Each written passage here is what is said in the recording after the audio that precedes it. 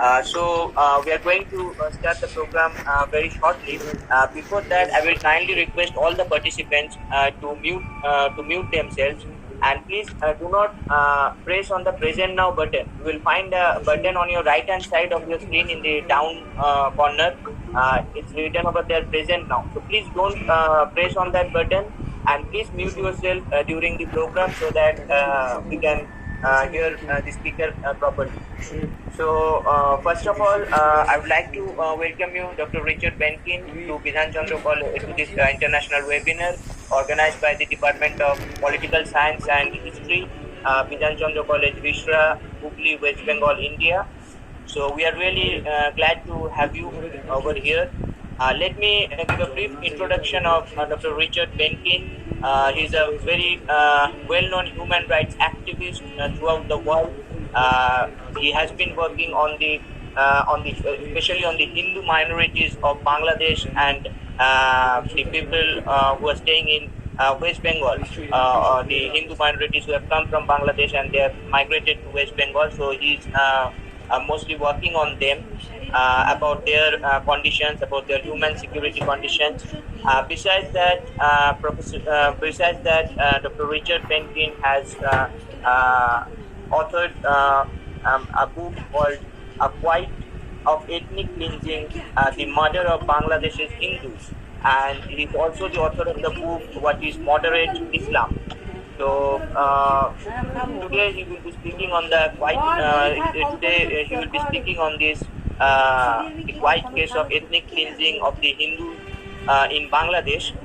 So now, sir, it's over to you. You can start. You can deliver your lecture, and once your lecture will be finished, then we'll have some question answers from the participants.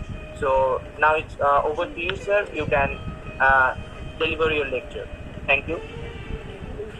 Thank you very much, and good morning, everyone from the United States. I thank you for giving me a chance to address today's event. Before we get started, however, I want to provide a contact in which I'd like you to place anything I say here, and hopefully a context that you can use going forward. The context is this: the only thing that matters is what we do, and do, and do, and do, until the carnage stops. As my late father would have said, don't break your arm patting yourself on the back for simply attending a seminar or shaking your fist from the comfort of your home. The atrocities against Hindus in Bangladesh will go away only when people care enough about that to take strong action and sustained action. I hope today's talk helps with that. Let's start with some cold hard facts. Pakistan's first census in 1951 found Hindus to be a little less than a third of East Pakistan's population. And that's the number that remained after the massive movement of people that accompanied partition. When East Pakistan became Bangladesh in 1971, there were less than a fifth. 30 years later, under a tenth. And reliable estimates today put them at around 15%. I'm sorry, 1 in 15 today, 7 or 8%. So you don't have to be Stephen Hawking to know that the next number is not going to be higher. Now, those facts are largely undisputed. The question really is, well, why? Bangladeshi officials for years have tried to get me off the trail of finding that answer with just an array of idiotic excuses. And I want to go over them because it's important for you to know what they are so you'll be prepared and you'll be able to respond quickly when they try to get you to forget about the victims of ethnic cleansing. Start with the first one. They would say to me, oh, Dr. Benkin, there's no problem, because in fact there are more Hindus in Bangladesh today than there were at partition. So you see, Hindus aren't being persecuted. Well, in terms of raw numbers, that's true enough. There are about 3 million Hindus today than there were in 1971. That's a growth rate of about 30%. But I think we want to consider that in 1971, Bangladesh's total population was about 70 million. Today it's 165 million, or for about 1 out of every 47 people on this planet. Now, at the same time, its Muslim population grew by about 92 million, which is pretty close to the national growth, and certainly far more than the Hindus' 30% growth. So, are we to believe that this is a coincidence? Fortunately or unfortunately, we don't have to worry. We don't have to depend on belief. We have data. The other part of the argument they give me when they say that is, well, if there's any change in proportion, it's only due to higher Muslim birth rate, which on the face of it might make sense to some people, but I want you to hear about this. According to Mehta Karim, senior research advisor and senior fellow at Q Forum on Religion and World Affairs, and that's a pretty authoritative group. That assumption about birth rates might have been the prevailing wisdom in the 1960s and the 1970s. But since then, Muslim birth rates in Bangladesh have actually been falling. So to attribute the slow death of Hinduism in Bangladesh to Muslim birth rates is nothing more than an attempt to excuse ethnic cleansing by appealing to bias that's contrary to that. However, throughout this entire period, we've seen an unbroken string of anti-Hindu atrocities that continue to this day with the tacit approval of successive Bangladeshi governments, including the current one. This is well documented in a lot of places, but I want to specifically refer to my 2012 book, A Quiet Case of Ethnic Cleansing, which is available from a number of sources, including the publisher, Akshaya Prakashan in Delhi, Amazon, and on my website, www.interfaithstrength.com. The website also has a great many articles that further document this quiet case of ethnic cleansing. Regardless, it's that human rights tragedy, and not some presumed disparity in birth rate, that accounts for the destruction of Hinduism in Bangladesh. We want to keep our eye on that ball. I've had many Bangladeshi officials react with anger, denying that any problem exists, and referring to guarantees in their constitution. Yet, when I press them, they cannot tell me why reality so tragically diverges from the level of the Constitution. This happened as recently as this year, when one official said to me that he considered opposing me to be the duty of a patriot. Well, I actually told him I understand that, and even respect it, because I'm a patriot myself, and I never shrink from standing up for my country, the United States of America. But I also added that being a patriot also involves listening and learning, and when necessary, addressing our assumptions, if that's the issue. And that's true love of country. But the most memorable of these arguments occurred in a very public and very loud argument I had in 2013 with the man who was then Bangladesh's Home Minister, Muhyiddin Khan Alamgir. Now, first he tried to patronize and do nothing, acting as if, my having tea with him, being in his exalted presence, was all I needed. And that's the reason why I disrupt my life all the time and come to a land so far and so different from mine. Of course, it didn't have the effect he wanted.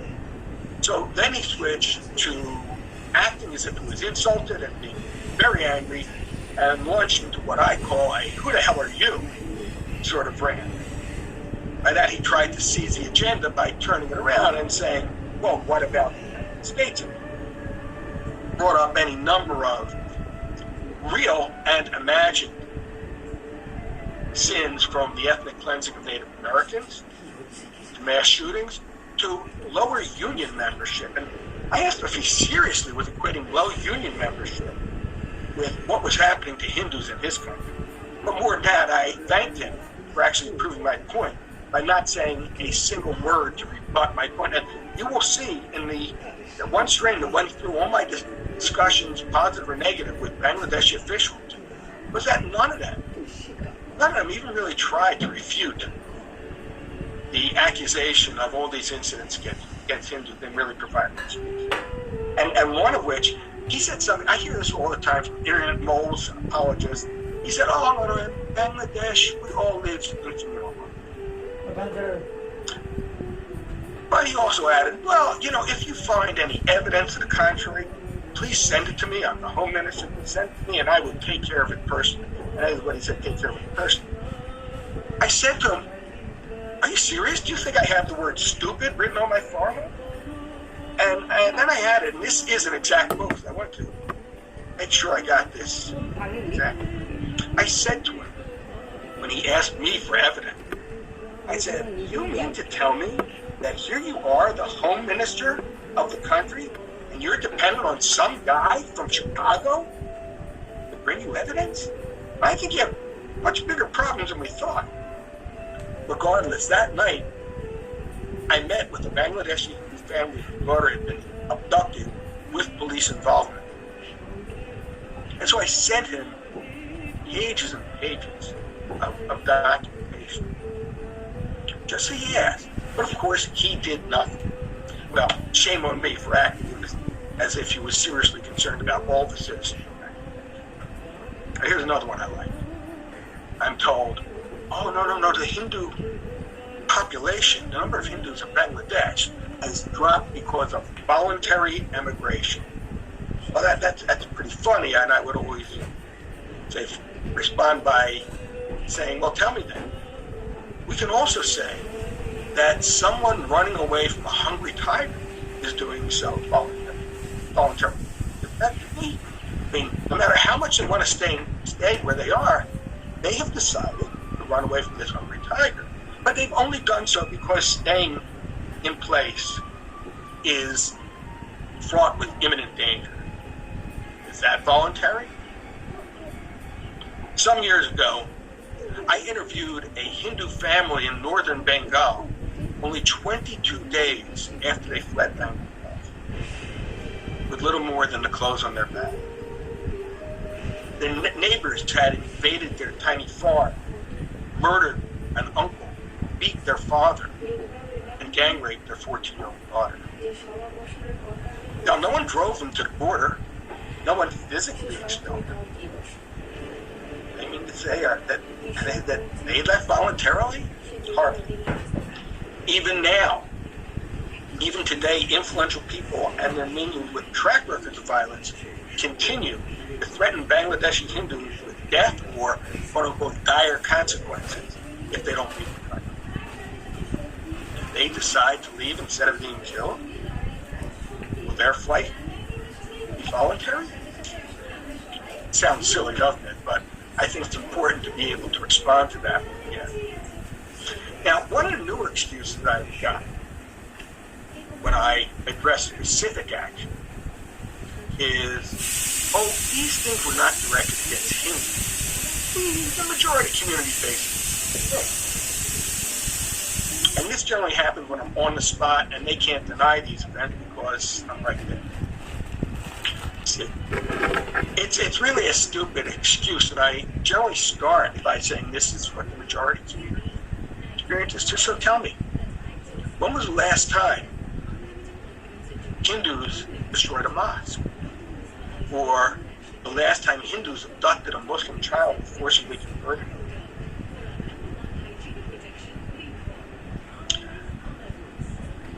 In 2019, I'll give you another example of this. In 2019, I was speaking at Dhaka University when I got a phone call, and I had to give my apologies and my speech and go with my dear friend and colleague and human rights giant, Rabindra Ghosh, who founded by Bangladesh Minority Watch. And we went to the spot, and remember, it was in Dhaka, where a Hindu family had been terrorized for 4.5 straight hours of broad daylight. I think it was like 11 a.m. to 3:30 p.m. 4.5 straight hours of broad daylight, and this was in the capital. It didn't happen in some remote location where police weren't available, but the police allowed this to go on. And when we arrived at that place, we found their home and temple in shambles. Family members who had fled during the attack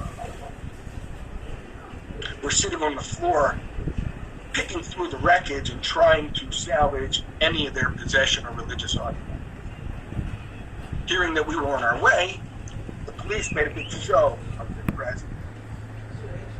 But more to the point, we asked them what they were doing about this, and the response was, you guessed it, well, this is a simple crime, and the majority of the community faces it. I used the arguments I noted above, and we had some more interaction, and then as we got up to the left, I turned and I said to the officer in charge, one more thing. I happened to notice when I was there some members of your intelligence service. As something obviously they figured I wouldn't be able to recognize.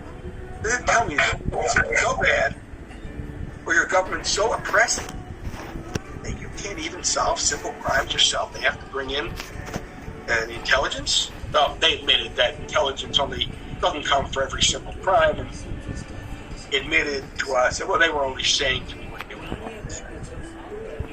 But my favorite award of idiocy goes to one Bangladeshi ambassador to the U.S.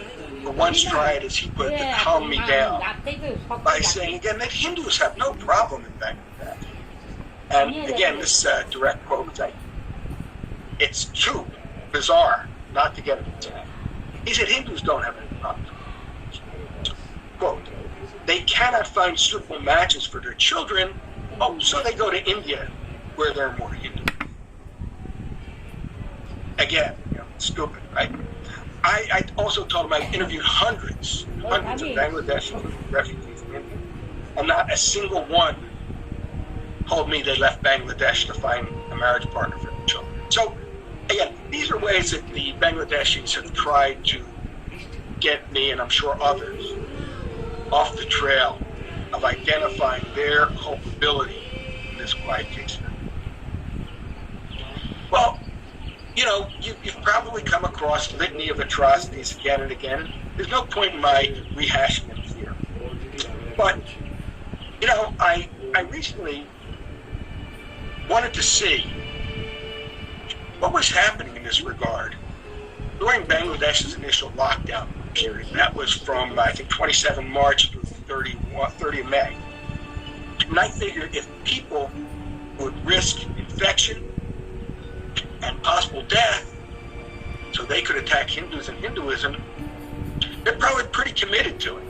I also figured that if Sheikh Hasina's government was passive about it, even during this time when these actions might threaten the health and welfare of all Bangladeshis, then they too are probably equally committed to letting it happen.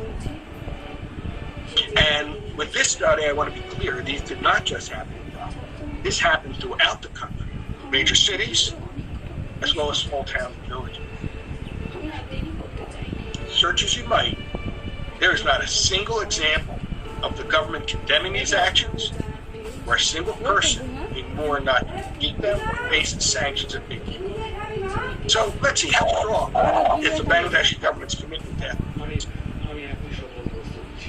The study found 77 anti-Hindu actions during those 69 days. That's more than one every day. All of these actions were specifically anti-Hindu, or there were crimes committed against Hindus because the perpetrators knew they could do so without being prosecuted. And every one of these were actions that perpetrators knew they could do, that perpetrators knew the government did not take action to save victims or arrest them. So, let me break this down a little bit. These 77 actions involved at least the following: 36 incidents of assault, 31 cases of home invasion, 27 serious acts of vandalism, 22 acts of land grabbing, which I'm sure you're familiar with. And there were 3 incidents that were so terrible, I can only describe them as anti-Hindu pogroms. And for those of you that don't know what a pogrom is an organized attack on an entire community with government complicity. And there were at least 3 of them. All of them involved Hindus being denied equal protection under the law, something that numerous international jurists have identified as endemic in Bangladesh. Now, if this can happen while everyone is sheltering in place, imagine what life is like for Hindus in Bangladesh when there are no such restrictions. I must tell you, I think about this every day, and it breaks my heart every day. And I hope you have the same feeling. Now, just to be clear, I still have to complete that 3rd stage of vetting, which could change some of the specific numbers, either higher or lower. But the message is clear and unequivocal. I've certainly verified enough for that. And by the way, because the veracity of any information I provide is very important to me, especially when I give it to senators, people in the U.S. administration, like that. Because the veracity of that information is so important, I will not include an incident unless it has passed some pretty exacting standards. First of all, if I see it myself, that's confirmation. And obviously that doesn't apply in this recent study. I left Bangladesh on 27th of February and have been confined by our own COVID-19 lockdowns. But if I did not see it for myself, I will not make that allegation until the action is confirmed by at least 2 independent witnesses. I want to emphasize the word independent. I'm not here to help anyone further their own agenda. And by the way, that's pretty important because when you make allegations, you can pretty much bet on people saying, no, this didn't happen. So you better be prepared. Provide good evidence to support your allegation. And I'm willing to do that for any allegation I make. Now, once I've completed the final stage of the vetting, I will get this information to key senators and members of Congress I know and with whom I've already discussed this matter. They're expecting my intervention and also some direction on how they can utilize the U.S. power and influence to stop this human rights tragedy that's pretty much been ignored by the rest of the world. And why, by the way, is this a quiet case of that? And by the way, when I talk about things like this, I try and stay away from the most inflammatory accusations, mostly because I don't necessarily believe it. But why do I see this as being a quiet case of it? I mean, what are these 4 important factors? First, most people outside of South Asia pay very little attention to events in Bangladesh. We see this as a small country with a reputation for natural disasters, poverty, their constant pleas of helplessness, with very few natural resources or geopolitical power. So people just don't pay attention. There's also an investment by the international elite in maintaining the fiction of Bangladesh as a moderate nation, and certainly it would be difficult to maintain that fiction for a country that's complicit with the systematic ethnic cleansing of the minority. Another problem is that these atrocities are not carried out by the Bangladeshi government and merely enabled by which generally pushes the issue back to the back of the human rights line. You know, it's a lot easier for someone sitting in Chicago or Paris or Brussels or wherever. It's a lot easier for someone sitting in Chicago to see the carnage in places like Sri Lanka or Nitsu or Rwanda in the 90s, to take 2 of many examples. Or it's tough for them to focus on something like this when the Chinese government is actively persecuting Uyghur Muslims and forcing them into high-tech concentration camps. So again, this just doesn't get the attention that it deserves. And fourth, and I want to be clear about this, a major factor that's suppressed action on this is the silence and lack of activism from India and the international Hindu community. Now, that's not to say everyone has dropped the ball, but that strong action just has not been there. I can recall early in this struggle, when I first started going to Capitol Hill in Washington, I remember I talked to one U.S. congressman. Well, we believe you, Richard. We know your track record. But tell us, if what you say is important, is that big a problem? Why aren't our Hindu constituents telling you? This actually happened. I remember it very, very clearly. And again, the Hindu American Foundation, which is the premier Hindu group in the United States who I've worked with in Congress, they do provide extensive documentation of this pride case of ethnic cleansing annually. And in fact, its managing director, Samil Kara, wrote the forward to it. Well, all of this is fine, but the question really is, what must we do? Because it's always frustrated me when people would come to me with problems but not have solution. And certainly that's been the case here, but solutions are as clear as the problem. Let's first talk about India. What can you do in India? India is the world's largest democracy, where there really is freedom of expression. I've spent 1 to 3 months in India every year for the past 13 years. And I've observed that most restrictions on free speech really are generated internally by the individual. The biggest factor seems to be a fear of being thought impolite or even worse.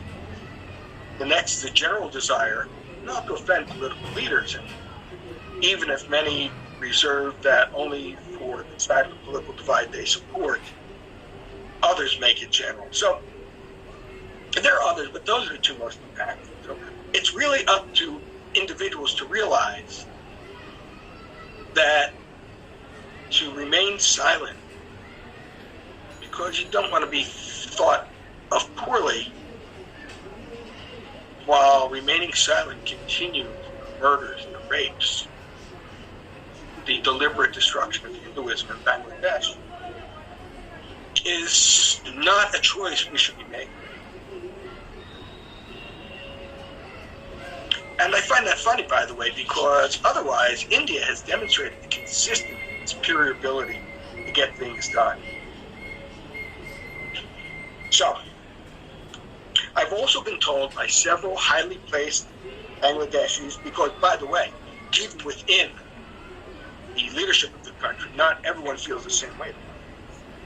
And in fact, many in the government have said to me that they recognize the problem, but Prime Minister Sheikh Hasina, who we know is effectively a strong woman in Bangladesh, it's a one-party democracy, as they call it, is adamant in everyone maintaining the party line that there's no problem for Hindus in Bangladesh. Now, one of the reasons some pretty well-placed people told me is India's silence, and that until something comes directly from India, she's not going to let her people do anything different. Every single Indian citizen, and notice I didn't say Hindu citizen, every single Indian citizen must raise their voice and let their elected officials know that they will not tolerate Indian passivity towards the Bangladeshis ethnic cleansing. Why India?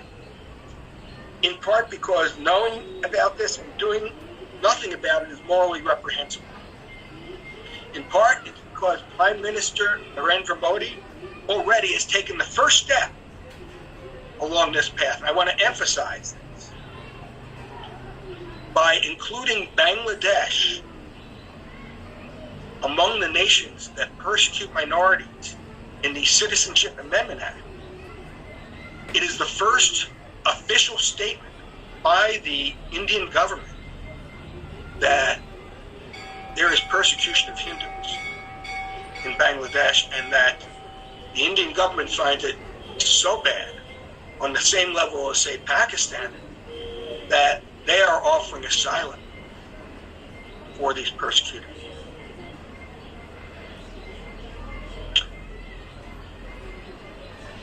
Do you remember some years back the Danish cartoons of the Prophet Muhammad? And by the way, this is not a criticism of Islam, this is actually a compliment.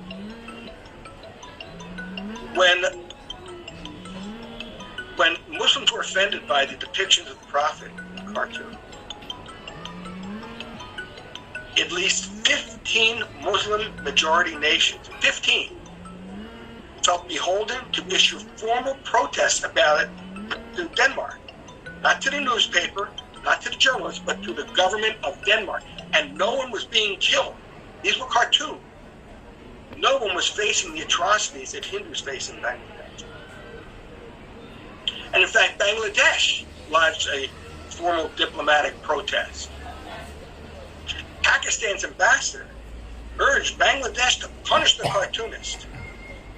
Iran, never one to be rational, recalled its ambassador from Denmark and blamed it all on a Zionist conspiracy. I love that. When will India stand up for persecuted Hindus right next door? And if it does not, and nothing happens, we will only have ourselves to blame for a failure of will and lack of action. And I happen to know Prime Minister Modi, and I know he is personally grieved by what's happening. By the way, do you know that when I first learned about this, several self-styled Hindu nationalists told me not to do anything about this? Oh, they said, nobody cares about this, and nobody will ever care. No. Those are pro-Hindu organizations. Let's move now to my wheelhouse, the United States. We've taken action on human rights issues without regard to whether it was in our national interest. We led the international effort to save Bosnian Muslims. And by the way, in the 1990s, after about 1,000 were killed. And of course, we have millions who were killed here. And even though that was done under NATO, the reality is it doesn't happen without U.S. leadership or America being the major military force. Early in this century, the United States provided leadership on Darfur and was part of the multinational force that intervened. And in these and other cases, the U.S. issued very strong statements, took diplomatic action, and funded the action of others. I've become a rather familiar face to many in Washington as I continue pressing this case, and I will continue to fight for my country to do the same for Bangladeshi Hindus as it did for Bosnian Muslims. We are particularly well suited for this role. First of all, while Bangladeshis are rightly proud of their nation's economic miracle, it could all come crashing down in an instant if we get serious about stopping this human rights atrocity being carried out against you. Bangladesh's economy is inordinately dependent on one thing: its exports of ready-made garments. And guess who their biggest customer is? That's right, the United States. What would happen if President Trump imposed tariffs on Bangladeshi goods, making them more expensive in a very competitive market? Well, as someone who spent decades working in the U.S. corporate world, I can tell you what will happen. Bangladesh's customers will look elsewhere for more reasonable prices. And I have to tell you, no matter what Bangladesh tries to say or do after that happens, there's no way they ever get that market. Add to that the fact that, especially in today's environment, U.S. corporations will be very shy about doing business with a nation that's identified as being guilty of ethnic cleansing. And I've spoken with many of the leaders. And this is a real Achilles heel for Bangladesh, unless they do the right thing. And I've advised them many times that they can get out in front of this to prevent the sanctions, actually be a hero in stuff. Bangladeshi the Bangladeshi economy has been hit hard by COVID-19. Like China's economy, Bangladesh is not self-sustaining. It doesn't control its own destiny. Both are dependent on consumer habits halfway around the world. And those consumers aren't spending money right now. Moreover, there were structural changes in the U.S. job scene, for instance. There's more people working from home, which means less need for continually refreshing our wardrobes. All Bangladesh has to do in order to avoid a complete disaster is recognize what they already know, and as they said, get out in front of that issue. In discussions with Bangladeshi officials, I've pointed out that if one individual, me, I'm just one guy, I don't have any special powers. If just one person like me can uncover and document their complicity in ethnic cleansing, it's only a matter of time before others do the same. Already, the conversation has changed in Washington, and most people recognize Bangladesh's complicity. Some are ready to take action. We've already had congressional briefings on it. Yet in one of those briefings, the Bangladeshi government continued to deny what the mounting evidence is showing all of us in the United States. Now, the key to getting it done is making sure there's equal protection under the law for all Bangladeshis. If Sheikh Hasina and her government does that, not just says everyone has equal protection, but actually does something about it, she will neutralize this growing anger at her government, and no doubt she'll prevent sanctions placed against it. So I'm going to close my talk with the same challenge I issue whenever I close, and I pray that you take this challenge seriously, not just today, but tomorrow and all the tomorrow that follows. But here's how I like to close my talk. When you leave this seminar today, what are you going to do about what you heard? Not what will you say, or how will you feel, or how angry you'll be, but what will you do? What will you do? Bidhan Chandra College is about a 3-hour drive from Bangladesh, and less than 45 minutes from that border is Shakira, which has seen a number of anti-Hindu acts. So it's right in your neighborhood. The most recent anti-Hindu action in Shakira was only 48 days ago. So what are you going to do about it?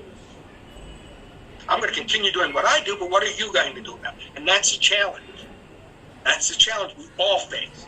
What are you going to do about it? Unless you don't think this is important enough, trouble yourself, well, you'd rather not disturb your schedule because you don't think it's that important, well, that says something too.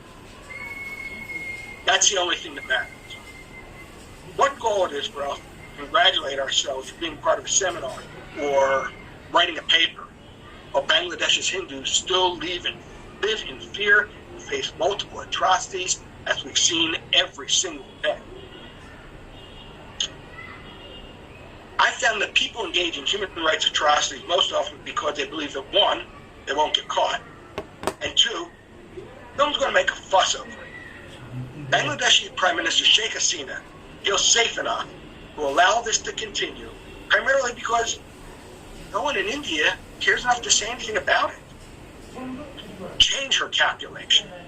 Make a big stink about it. To her, and even importantly, to your own elected leader. They work for you. You don't work for them. You can make a difference in ways that I can't. With sustained effort, and I want to emphasize sustained effort, it's not a one-time deal. The sustained effort, you can make your leaders accountable for what they do or don't do about this. And again, I want to emphasize, I'm not just talking about Hindus.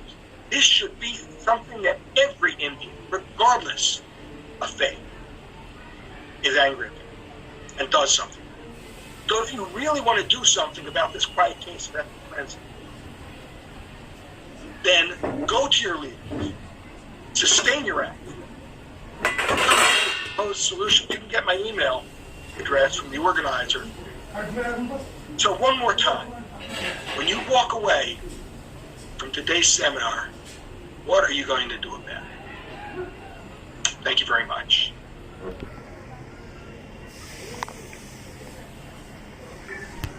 Yeah. Yes, sir. Thank you to you for this wonderful lecture. You have highlighted the issue of minority security in Bangladesh, as well as you have also talked about the Hindus, especially they are facing the human insecurity problem, how they are facing the human insecurity problem in Bangladesh. What we'll do is that we'll open the floor for the question and answers. So, Diptanu, can I ask question? Yes. You can go ahead with that. So I'm asking. 1 minute. Okay. 1 minute, sir. Okay. So I will request the participants in the meantime to post their questions in the chat box. And so now we have Dr. Somiljo Mohan Vishwas. He is the joint convener of this program. So I will request him to please, sir, you can go ahead with your question. Okay. Thank you. Good evening from India, Dr. Venkins. I'm from the Department of History, Bidhan Chandra College, Rishra, as you know. So my question is just on the opposite side. That is, you spoke of Hindu genocide, I mean the killing of Hindu minorities in Bangladesh and in other parts of the country. But if I put the question the other way around, that is, what do you think of the minority black killings in your state in USA? Just the recent incident happened. Do you think what are the steps taken there, or what kind of human rights violation are taking place in the USA? This is one. Number two, from our country, as you know that in the recent times regarding the NRC issues, some definite human or say human misbehavior had cropped up, and you know that the Muslims, how they had been driven away, or say how they have been made to live in fear. So what kind of thought do you have regarding our government, or for that matter you can say about the minority discomfiture in India? Thank you for that question. I am not here to talk about every human rights issue on the planet. I'm here to talk about what's happening to Hindus in Bangladesh, because you get a lot of people talking about the issues you've spoken about, but not too many people are actually doing something to save the Hindus in Bangladesh, number one. But let me go back to your question. I'll be brief about it. When I first started here, I was advised by highly placed people in some human rights and religious freedom sectors that when it comes to human rights, the question's always going to arise: what does some foreign or foreign government have business doing, poking their nose in the situation inside another country? It's a legitimate question, because the issue of sovereignty is a legitimate issue.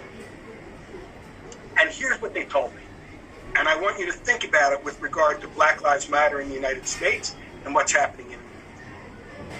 They said that that a human rights violation becomes the business of others when the government and the nation itself supports it.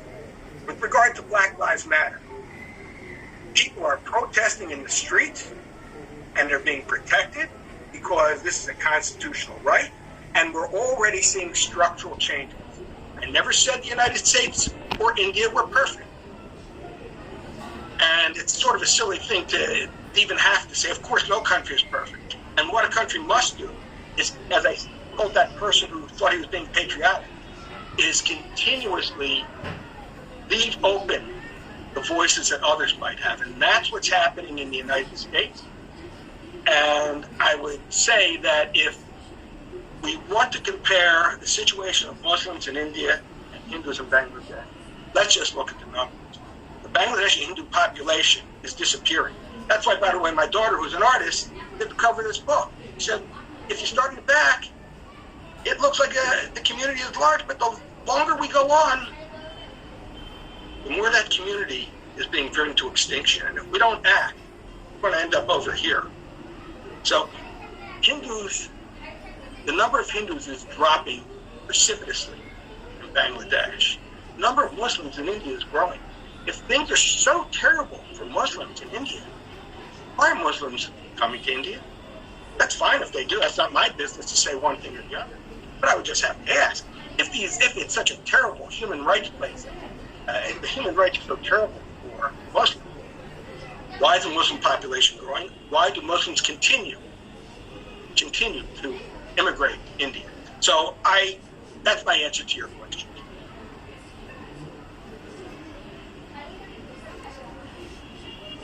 Yeah, so question from Madan Mohan Paul. He is asking that what the Bangladeshi liberals are doing in Bangladesh, and what is the role of Islamic fundamentalist groups and the role of Bangladesh government. If you can elaborate on that, I think you have already said this in your lecture. Yeah. So, but I want to add something for a moment. Yeah. I want to be clear. You can go back and listen to the recording. I am not talking about Muslims versus Hindus. That's not the case. In fact, when I'm in those villages or fighting this oppression of Hindus in cities, not all the time, but quite often, Bangladeshi Muslims come with me. And I'm not talking about the government intelligence people that try and keep tabs on me. Because these Muslims are concerned about the state of their country. And they believe that all citizens should have equal rights. I can't say, oh, Muslims this, Muslims that. Same thing when I would go look at atrocities in West Bengal. Almost every time that I was driving through those villages or on the roads, Muslims were with me. There was always one or two at least. So I really do not look at this as a fight against Muslims. First of all, it's not right. It's just not accurate. But it's a fight. It's a fight that will go on for centuries with nothing good happening. So I mean, they're just too recent growing. So I just want to be clear. I am not demonizing Muslims. I know too many who are working with me on this issue. Excellent question. yeah. Next we will request, I think, Sukhdev Das, are you there? I am here. Yeah. You wanted to ask a question, so you can go ahead with the question. Good morning, Richard Benjamin, sir. Good morning. I want to discuss with you two things. Number one, you mentioned that Indian community and international community need to focus on the problems of minority communities problem in Bangladesh. But one thing in my observation, if in India little bit mishappening or mis-event will happen, then Bangladeshi Muslim community are start their persecution over minority community. This is my observation I add to you. And my question to you, you mentioned the ethnic cleansing in Bangladesh, in this community. How would you define Hindu community in Bangladesh perspective that Hindus are a ethnic group? This is my specific question to you. Thank you. Okay. Let me try to remember. I think if I heard correctly, and if I misunderstood or misheard, please. I believe your first part of your question was if India takes a strong stand or takes action to prevent Hindus in Bangladesh, there's a concern that Muslims in Bangladesh will commit atrocities against Hindus.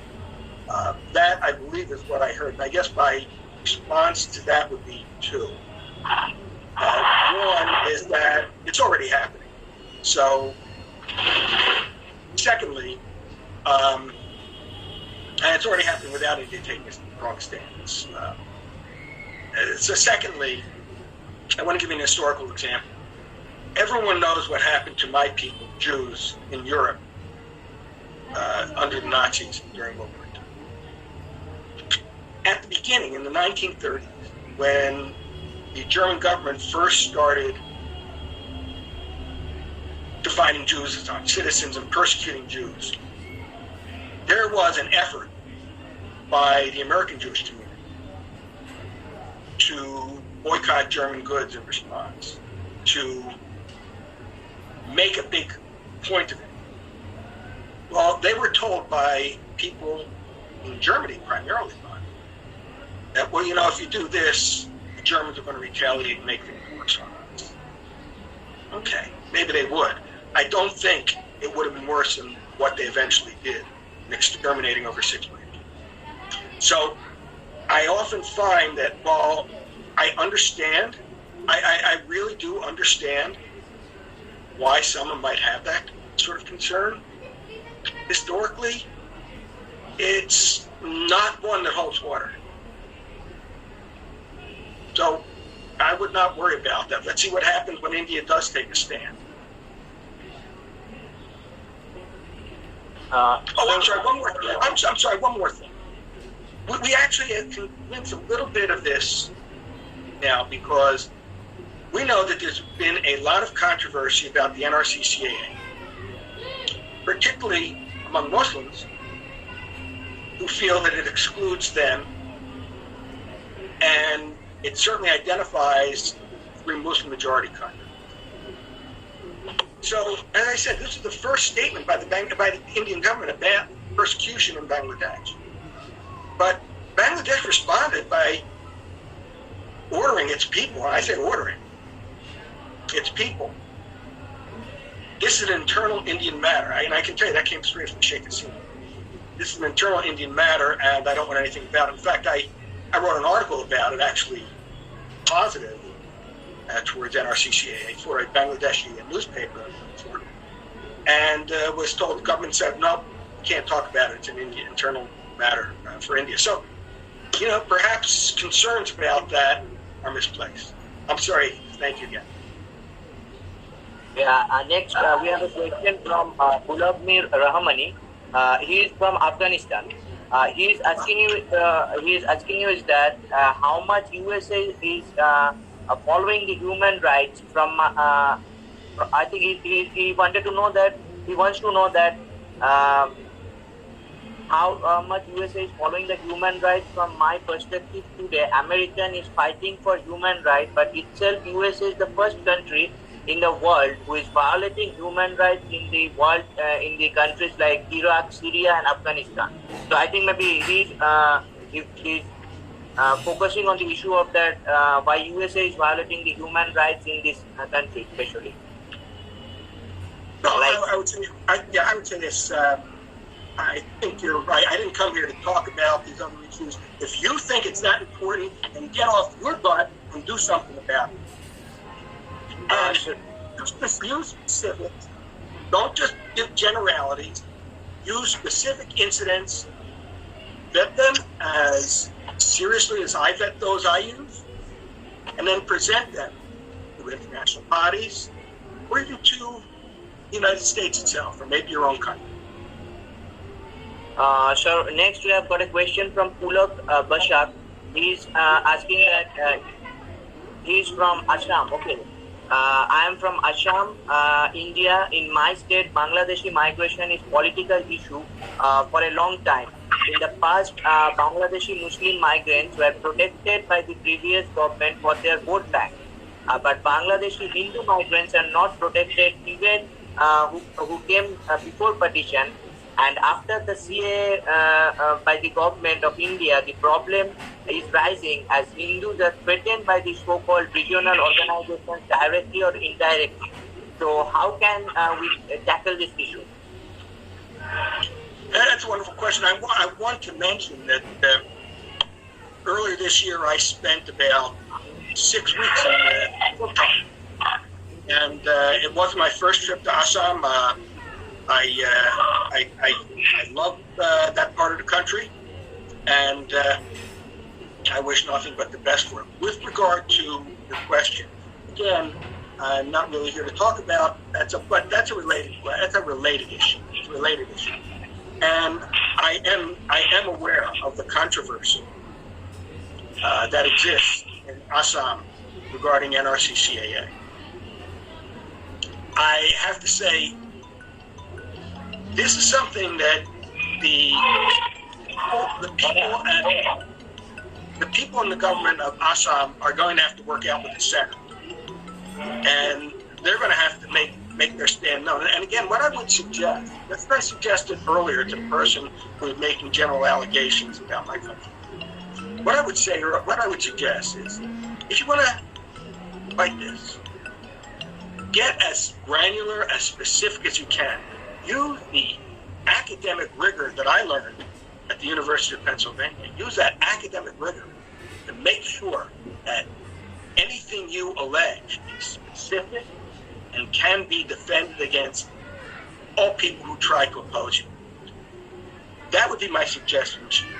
Then if you believe that you are fighting for an important issue, then you have to believe that there are a number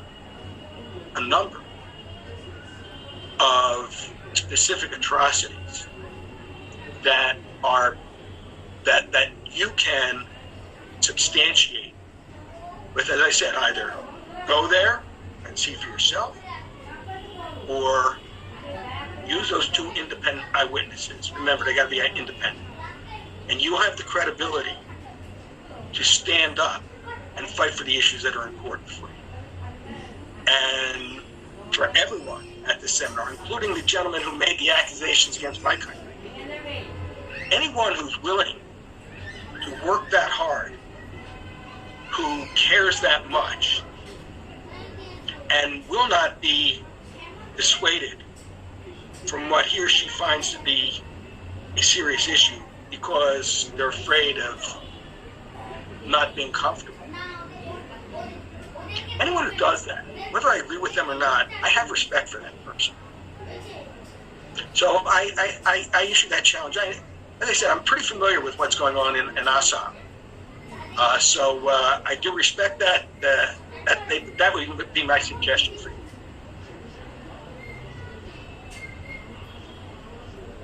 Next, we have a question from Anjana Banerjee. She is asking is that she would like you to emphasize on the flip side of the Citizen Amendment Act proposed by our government, which is itself discriminatory and highly xenophobic, according to her. And she is asking that, can this be a welcoming call for Hindus in Bangladesh, or just a piece of a populist measure to seek legitimacy?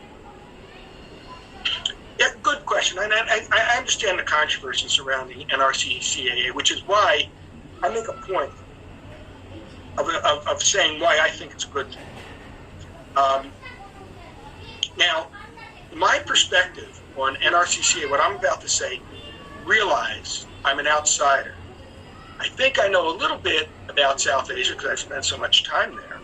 And I think I respect so much of what we see in South Asia.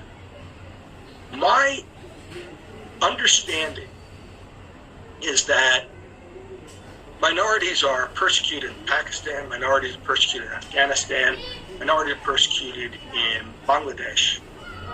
And India is recognizing that reality and saying that it will be a haven for them. I would think, remember, this is my perspective as an outsider, I would think the assumption is that Muslims are not being persecuted in these three countries because they're Muslims. I know how secularism differs, the meaning of secular differs in your part of the world and mine.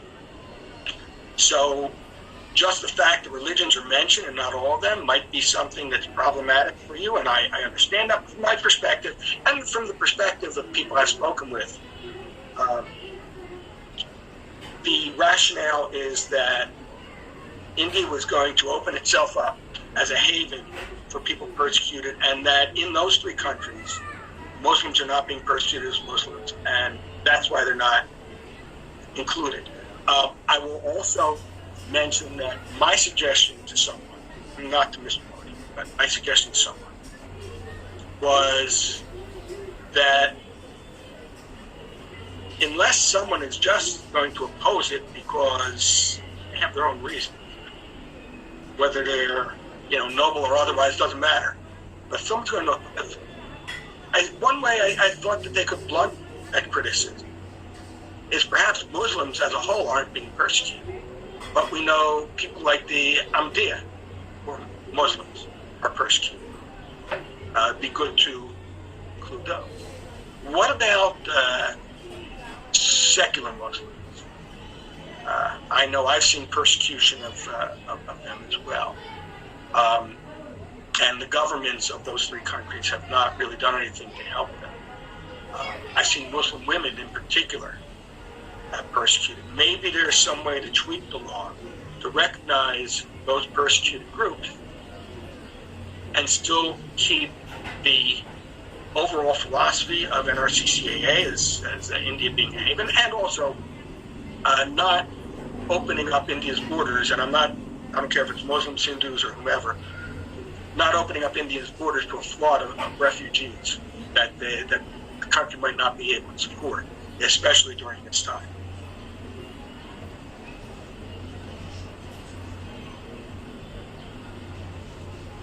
Actually, Professor Gulabir Rahmani, who asked you the previous question from Afghanistan, he wants to ask you a question directly. Okay, so I will just unmute him.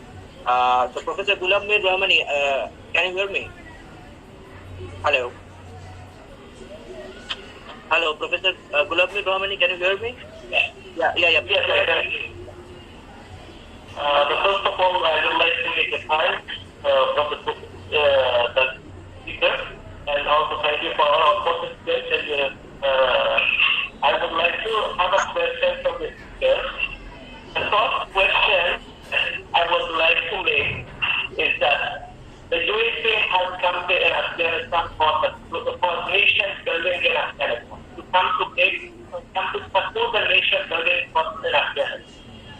But since the America has come to Afghanistan and we supported the particular ethnics of Afghanistan, and we come across from the particular support of the one ethnic in Afghanistan, and we forget the other ethnicity of Afghanistan, and then the conflict created by America.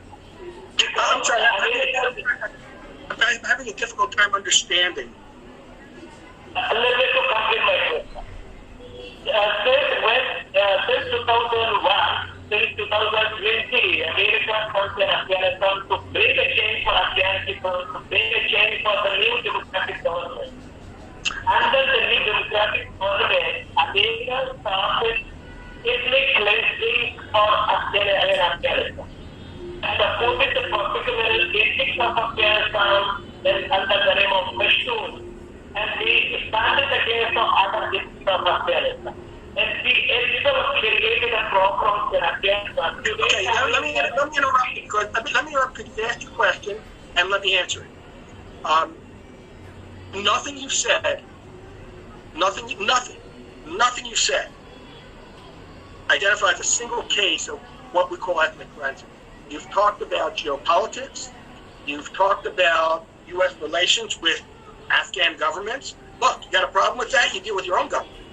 But we're not seeing U.S. involved in these actual actions, which you haven't even mentioned. So you might have, you really have. Remember what I said. The first question is, what's the native government doing about it? And in fact, I would ask, what specifically are you referring to? Do what I do. Do what I do. Put yourself on the front line. If you're going to make an allegation, get the specific facts, then use your knowledge, use your skills, use everything you have to make sure people see those facts. And I'm going to make you a deal.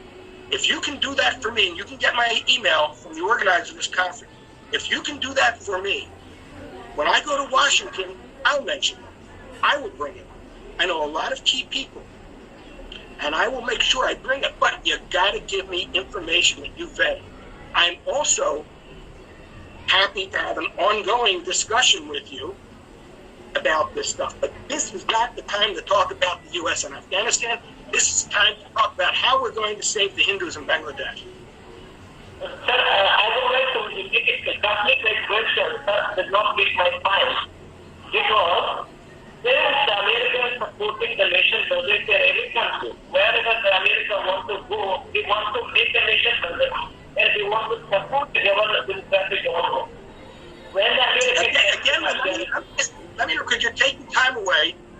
I didn't come here to, excuse me, I didn't get up and do all this work for your issue. I did it to take care of mine, which is saving Hindus in Bangladesh. So I'm going to answer once more, then I will ask the conveners to mute, but I will not say another word. Would you please mute this guy? Yeah, Thank you. Now, here's my answer. Not once have I heard a specific. Go get your specific. And please mute this guy because I'm done.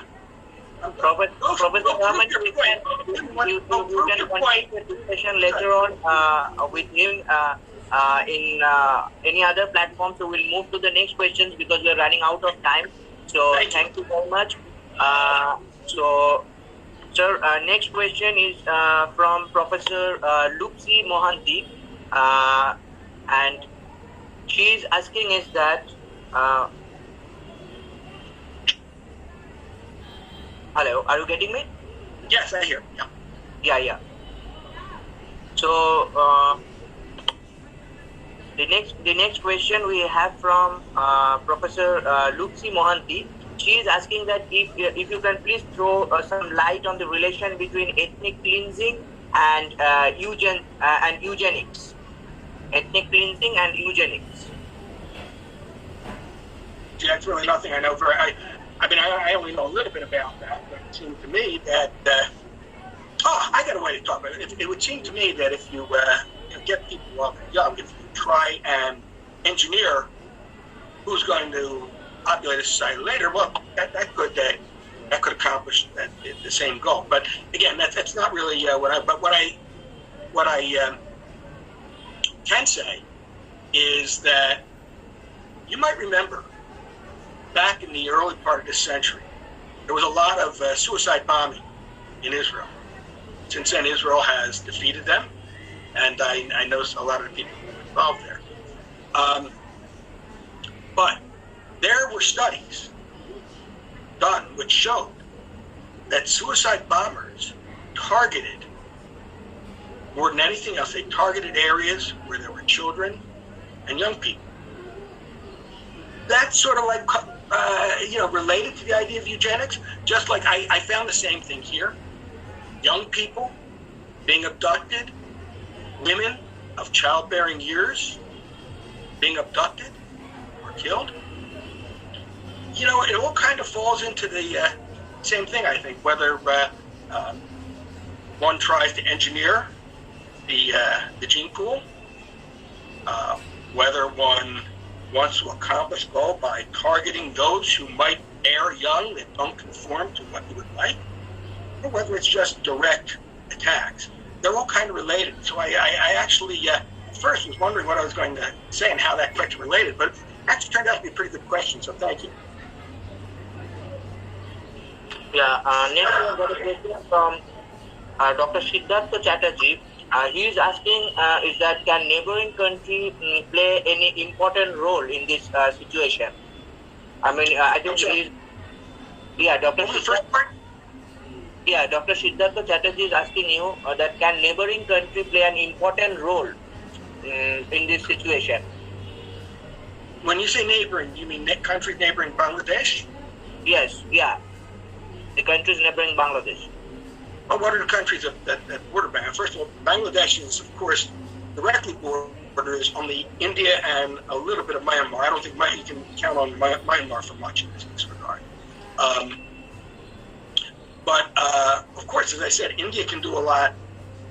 And I spent some time during my talk explaining that. But I think the best thing that can happen is for India to make a very strong statement, or even a private phone call between Narendra Modi and Sheikh Hasina might do the trick. I don't know. But I think India is the country with the potential to do the most in that regard. I don't think you can expect Pakistan to do anything about it. Bhutan, Nepal. I think India is really the neighboring country you want to look at. And as I said, I addressed a lot of things that India can do during my talk. And again, because India is a democracy, I would suggest that it's up to the people of India to use the tools that the government and and structure of the Indian nation has given you to address these issues and help them do something about it. Yeah. So, sir, next we have got a question from Shomadip Shaha. He is asking that how aware are the USA senators with regards to Bangladeshi atrocities on Hindus, because in the 2020 report by the United States Commission on International Religious Freedom listed India as a country of concern, especially after India brought the CAA. However, the CAA is mostly applicable to the minorities who fled from Bangladesh. So, therefore, the USCIRF turning a blind eye to Bangladesh, Bangladesh raises concern about it. So, he's asking you regarding it. Good question. First, let me mention, I don't think the U.S. is turning a blind eye. I think they are to a large extent, and that's why I go to Washington. So you're absolutely right in that. But that's changed. As I said, we've had congressional briefings now, and so you can read them in the congressional record and elsewhere about U.S. Congress identifying problems, human rights issues with Bangladesh. I also want to mention that the U.S. State Department comes out with a human rights report every year, and this year, and I like to think I had a lot to do with this year identified Bangladesh's persecution of Hindus and minorities. So I agree with you to some extent. I don't know if we're turning a blind eye, but we're certainly not doing everything we can, which is why I keep fighting. But like I said, there are some things. Now, with regard to the United States Commission on International Religious Freedom, I'm glad you brought that up because I have a great deal of experience with that. Shortly after Prime Minister Modi's first election, I was in the Washington area, and previously I had met with some people in the new government. And I called the person who was then the head of the U.S. Commission on International Religious Freedom and arranged a meeting between one of them and her. And we made some progress, but in the end, it all fell to naught. But I will tell you, through that and through many other times involved, I can tell you what the problem is. It's not so much a substantive problem, but India is one of only two countries that refuses to allow the United States International Commission on Religious Freedom to go in and look at things. And I tried to arrange things that it would be done a little more respectfully. However, let me first say, I understand that. I understand why India might say, who are you to come here and evaluate us? Any country. But India, and by the way, the only other country, Cuba, which does not have a good record on human rights at all. So, U.S. Commission on International Religious Freedom takes a dim view of India. And what I've also told the Indian government some years back was, as long as the Indian government does not engage with U.S. Commission on International Religious Freedom, they will use the sources they have and talk to the people they know. And they will use that to draw their conclusions. And that's very simple. I think if the U.S. government, the Indian government and the U.S. Commission on International Religious Freedom come to some sort of understanding, things might be a little different. But right now, I can tell you it's that, and not the substance of any issues, but it's that which drives the Commission's statements on India. Sure. Next, we have got a question from Amrit Mukherjee. He is asking you is that, sir, how will you differentiate between Awami League government and BNP government as far as Hindus are concerned? Good question. We know that people make a big deal about the difference between those two, but with regard to the oppression of Hindus, there's little difference again, and I can give you a couple reasons why. There is a very renowned professor at the University of Dhaka, University, Abu Bakr, and what he has said He is the premier person making, Abu Bakr, excuse me. He is the person who has done the premier studies on the Enemies Property Act, which is actually the basis for most of the land grabbing in Bangladesh. And he's done extensive studies. And let me mention, he's a Muslim, and he's also friendly with the Awami League government, besides being a scholar. His studies showed that during the previous administrations of the Awami League, and during the previous administrations of the BNP, the amount of Hindu land seized in this way was pretty much the same for whoever was in power. In other words, the Awami League stole as much as the BNP did. The Awami League has not done anything about these actions against Hindus that happen every day. Neither is the BNP. So, with regard to Hindus, I really don't see much difference at all. Perhaps there is a potential because if the Awami League does revert to the values that were originally promulgated at independence by Sheikh Mujib in his agreement with India, that was a major factor helping Bangladesh gain its independence. If it goes back to something like that, perhaps. But thus far, there really has been no difference between the two parties with regard to Hindus.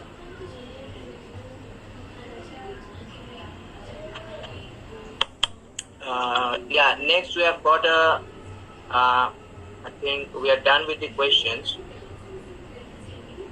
Sir, I have missed one question. Okay, so just give me a minute. I'm going back to that question. Yeah, this question is from Venkata Ramaldu. He's asking you that at present we are in power politics and politicians are using many instruments like religion, language, etc. To win elections, and Citizen Amendment Act will increase. I think he has written that it will increase people in India and it will give rise to so many problems. If you can emphasize on it, sir. I think he wanted to mean that the Citizens Amendment Act will bring more citizens into India. So if you can emphasize on it. That's a good question. I really haven't thought about it that way. I'm glad you say more citizens coming into India. We're not talking about any particular religious group, so I would say that's a good question. My own take on this would be, I'm familiar with your borders. I've been at the border with Bangladesh, with Nepal, with Pakistan, and they're pretty porous. People pour back and forth over them all the time.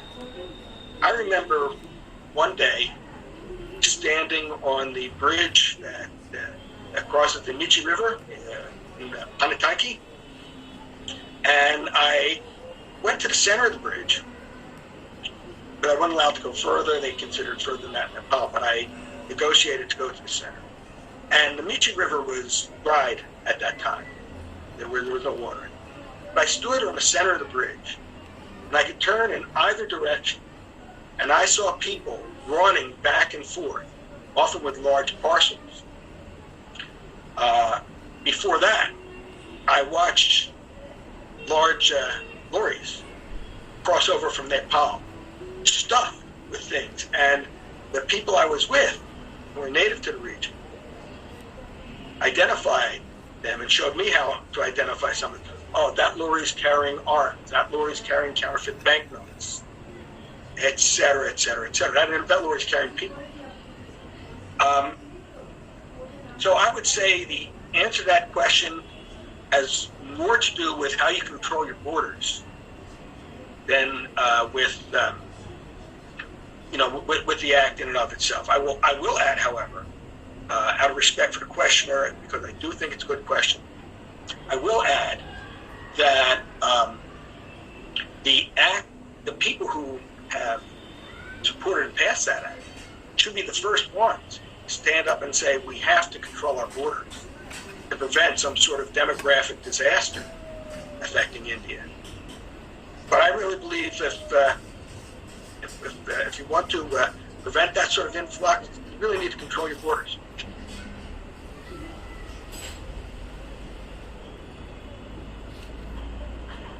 Yeah, so we are done with the questions. So at last, I would like to give you my brief observation on this. As I have been also working on the human security in Bangladesh for the last 2 years, as you know. So, sir, regarding the minority issues that you have mentioned today, especially about the Hindus. So, what I'm conducting my research, while I interacted with the people of the, especially with the people of the Hindu minority community. So, what I found is that some of them said that they are fine in Bangladesh, or they are very much happy with their present condition. But I think there is some fear that is working, that is forcing them to say these words to the researcher. So as I can observe from my observation, I'm saying you this. And regarding a person asked you a question regarding the how we will say what you will say about the Awami League and BNP. What are their role in the Bangladeshi politics in safeguarding the rights of the minority communities? So before that, there was Jeremy Seabrook who has worked on this issue, and then a few days back I was reading an article of Sohela Nazneen. She's from Bangladesh only. Both of them have highlighted this, that PNP and Awami League are the two sides of the same coin. And in that article of Sohela Nazneen, what I found is that one of the participants who has participated in that research project, he has mentioned that why the Awami League and PNP should care for us. If we stay, Awami League is happy because they get votes, and if we leave, they get the land. And PNP does not care because if we leave, they get the land, and Awami League loses votes. So this has been observed this has been put into her writing by Sohela Nazneen. So basically, the conditions of the minorities, especially the Hindus in Bangladesh, in terms of human security, I think needs to be safeguarded, and the world community must act on that, as you have also highlighted in your lecture. So. Thank you very much, sir, for your time. We are really glad that we got you today over here. And, sir, we'd love to have you in our college once in the post-COVID situation. Definitely, we'll look to interact with you more in the coming days. So, sir, be safe, be happy, and take care. So, with this, today we'll end, and I will kindly request all the participants to get the feedback form in their to fill the feedback form. We will provide you the certificate once you fill the feedback form, and that will be provided in the WhatsApp group. The link for the feedback form will be provided in the WhatsApp group. So with this, today we are ending.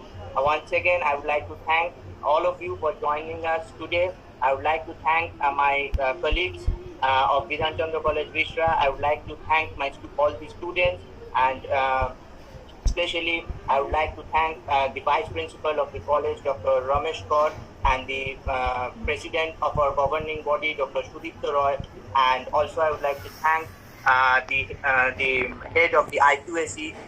They have also helped us in many ways. So thanks to everyone once again for joining us and being with us for this last 1.5 hours. So. With this, we are ending. Bye. Namaskar. Yeah, namaskar. Namaskar.